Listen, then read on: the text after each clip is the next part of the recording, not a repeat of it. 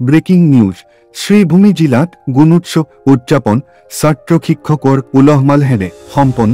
আজিৰ দিনটো শ্ৰীভূমি জিলাৰ বাবে এক বিশেষ পৰীক্ষা সৃষ্টি কৰিছে।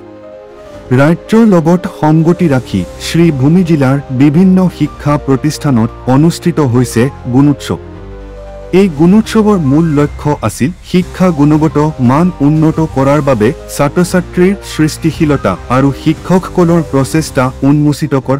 গুণোৎসৱৰ শুভাৰম্ভ কৰে শ্ৰদ্ধেয় অতিথি শ্ৰী ব্ৰজমণ্ডল সিনহা শিক্ষক পশ্চিম শিলচৰ মহাবিদ্যালয়ৰ আৰু শ্ৰী আছৰফ উদ্দিন লস্কৰ শ্ৰীভূমি জিলাৰ ৱেলফেয়াৰ বিভাগ আৰু বিদ্যালয়ৰ প্ৰধান শিক্ষকগৰাকীয়ে দ্বীপ প্ৰজ্বলন কৰি প্ৰাৰ্থনাৰ পিছতেই আৰম্ভ হয় বিভিন্ন প্ৰদৰ্শনীমূলক কাৰ্যসূচী।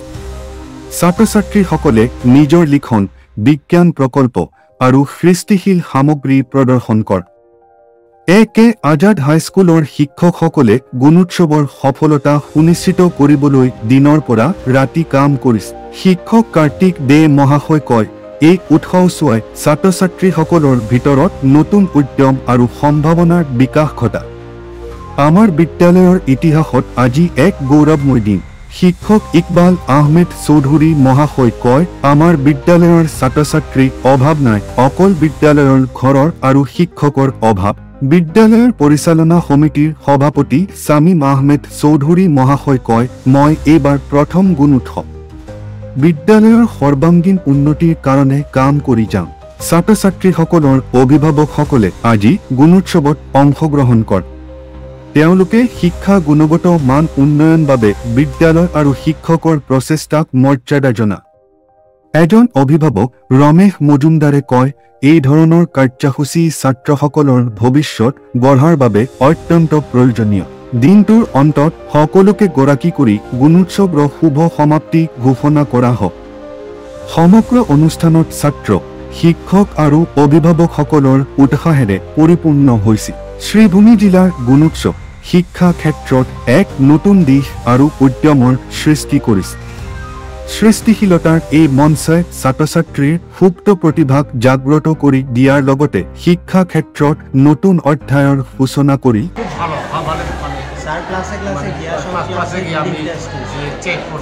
খুব ভালোভাবে পড়তে পারে, ভালো খুব ভালো লাগছে। আমি নিজে চেক করছি।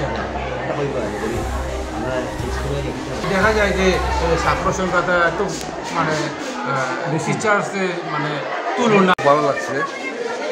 এটা সরকার ভালো পদক্ষেপ। এটা করে সরকারও মানে যেটা ছাত্র মান উন্নয়ন করা যায়। স্কুলের কী কী অভাব অভিযোগ আছে আমরা সব তুলে ধরবো। স্কুলের অভাব অভিযোগগুলো তুলে ধরলে সরকারের বিভিন্ন ব্যবস্থা গ্রহণ করবো বা কীরকম সব ভালো করে শিক্ষা দেওয়া যায়, এটা পরিচালনা কী কী দিলে ভালো হবে, এগুলো সব আমরা উপস্থাপন করবো। ছাত্রদের উপস্থিতি বা বিদ্যালয়ের পরিকাঠামো কীরকম?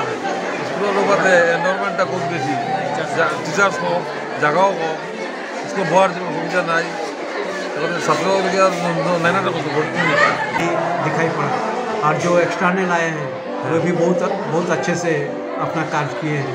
आशा क्या है आप लोग का? आशा क्या है, इस बार क्या ग्रेड आएगा आशा है? ये तो इकोनॉमिक साइड ही निर्भर करता है। हो सकता है A+ आने का संभावना है। নডেল টিচার হিসাবে আজকে যখন আমরা ইয়া দেখছি স্টুডেন্টের রেশিওটা, স্টুডেন্টের অ্যাটেন্ডেন্সটা, এটা দেখে খুব ভালো লাগছে। আজকে স্টুডেন্ট প্রায় অলমোস্ট 100% অ্যাটেন্ডেন্স আমাদের আজকে সব স্টুডেন্টরা যে আইসে আজকে টোটাল ছাত্র সংখ্যা। Prime effort that we are trying our level best to provide education, good education to our children. Thank you very much. আজকে গুণোৎসব আমরা এখানে ফার্স্ট ডে গুণোৎসব 1000 হাই স্কুল। আমি প্রেসিডেন্ট হিসাবে এখানে প্রথম গুণোৎসবটা পাইছি। গুণোৎসবটা পাই আমরা এখানে আমরা স্কুলের সিস্টেমেটিকটা খুব ভালো লাগছে। আমরা এক্সটার্নাল ইভ্যালুয়েশন আইছি, এভ্যালুয়েটার আইছি, তাইখান আইয়া মোটামুটি সব কিছু মিটিং পাইছি। তবে একটা জিনিস বেশি করিয়া ওটাও দেখতেন বেশি গুরুত্ব, সব ক্লাস সব দিক গুরুত্ব ঘুরিয়া আমরা টিচার থেকে আমরা স্টুডেন্টের রেশিওটা বহুত হয়, অনেক হয়। ওই মানে 13-14 জন স্টুডেন্ট টিচার আছে, বাইরে 940 জন স্টুডেন্ট। এটা এইরকম আর এই মানে স্টুডেন্ট তাইখানোর কাছে প্রথম লাগে। আর সত্যিকারের এইরকম হাই স্কুল বা এইরকম এনরোলমেন্ট বহুত কম আছে। আশা করা যায় এরপরেও আমরা যে টিচার স্টাফ যেগুলো আছে, যারা আছে সবে সুন্দর করিয়া চালাইতরা আমিও সবসময় সাপোর্ট করিয়া যাইয়া যে যতদিন প্রেসিডেন্ট কতদিন আহমো জানি না ততদিন আসি ততদিন পর্যন্ত সুন্দর করে যারা সার্ভিস দেওয়া যায় তাদের সাপোর্ট দেওয়ার লাগে আমিও আসি আর ওটার লাগেও আজকের লাগে ধন্যবাদ জানাই।